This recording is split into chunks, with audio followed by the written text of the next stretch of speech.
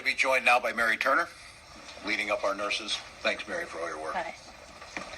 Thank you. My name is Mary Turner. I am president of the Minnesota Nurses Association, but more importantly, I'm a medical intensive care nurse at North Memorial in Robbinsdale. And I work on that hospital's first COVID-19 ICU floor. First of all, I would like to thank you, the people of Minnesota, for acting as one, and coming together to do what we need to do with the social distancing.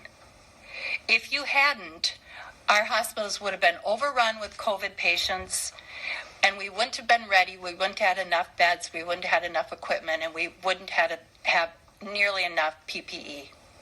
So I want to thank you, the people, for giving us every day, every hour, and every minute to help us prepare. I can't thank you enough. But I do want to stress to you that we are doing a fantastic job of getting prepared. But you also need to know just how real this is. I'm living the dream. We have a full floor of patients that are on ventilators. And they're on these ventilators for several weeks. Just when we think that they're going to get better and we take their tube out, we have to put it back in. This terrible, vicious virus attacks not only the respiratory, but it attacks the heart, and it's attacking the kidneys. It's spreading throughout their whole body. And I don't know how many calls I've had during the middle of the night.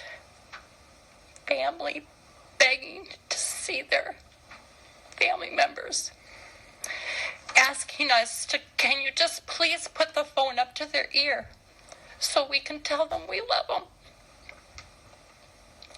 Because if you become a patient or your family ends up in the ICU, you can't see them. They can't come to hold your hand. And as family members, you can only call to the nurse station to hopefully get a more positive update. So I want you all to realize just how real and devastating this will be. And I get it that we want to economically get back to business, but this is serious. And the way we're doing it and the way the governor is leading us with his intelligence and his strength and his just awesome leadership is going to help us get through this. And I just want, once again, to thank you, the people of Minnesota, for doing the right thing and doing it so well. Thank you. Thank you, Mary. Thank you, Mary. Thanks, John. To put a little perspective on what we're doing, before I take questions, I think Mary's exactly right. The work that Minnesotans have done have put us in a place unlike any other place in the country. The ingenuity of people at our healthcare institutions, the University of Minnesota, Mayo, and others have put us in a place to be able to test at a level unlike anyone else. But I also do worry that as we're watching other people cross the peak and we're seeing us be under anywhere else, that a false sense of security might start to creep in. Again, I want to caution about reading too much into today's number alone. But I also, as I said, during my State of the State and before that, we're going to do everything we can to save people, and these folks on the front line are doing it, but unfortunately we're going to see this thing start to ramp up. Our goal has to be to protect as many as we can. With that, any questions from the folks here?